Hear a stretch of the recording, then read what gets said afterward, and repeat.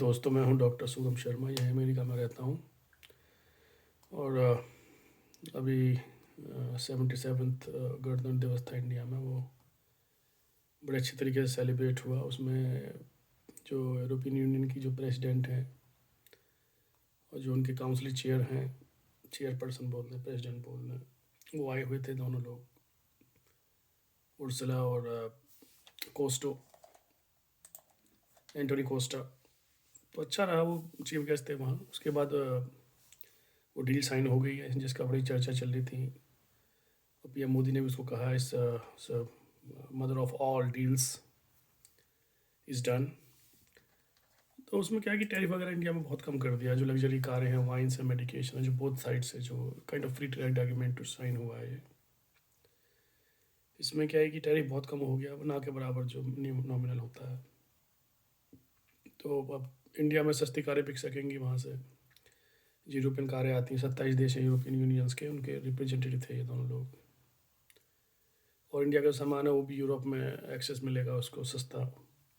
तो बेसिकली हुआ क्या है कि जो जो यूएस गवर्नमेंट उसने टैरिफ वगैरह बहुत इतने ज़्यादा लगा दिए हैं यूरोपियन यूनियन पे, इंडिया पे, कि थोड़ा डिस्टर्ब हो गया है जो जो बिजनेस ऑर्डर है।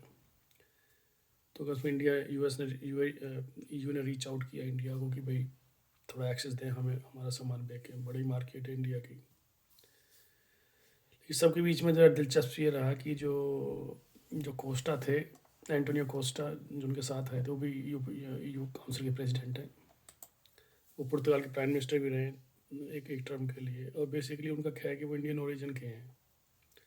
तो उन्होंने अपना वो भी दिखाया OCI कार्ड, जैसे हम लोगों के पास भी होता है ओवर सिटीजनशिप ऑफ इंडिया। तो उसमें पासपोर्ट टाइप कार्ड मिलता है, लाइफ टाइम के लिए होता है।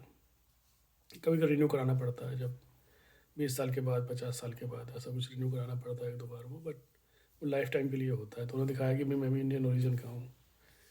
तो सब बड़े सरप्राइज हो गए, काफ़ी लोगों को नहीं पता था। लेकिन वो पुर्तगाल के ओरिजिन है, उनके फादर जो है पुर्तगाली थे, इंडियन थे बेसिकली, जो गोवा में फंस गए थे। लेकिन पुर्तगाल चले गए थे कुछ टाइम के बाद वो, तो वहीं फेमस थे काफ़ी। उनके पिताजी वो राइटर थे शायद।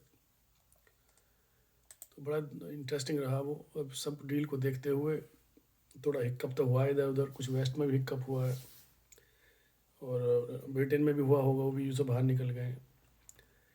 वर्ल्ड बड़ा अच्छा रहे, सबको शांति मिले, खुश मिले।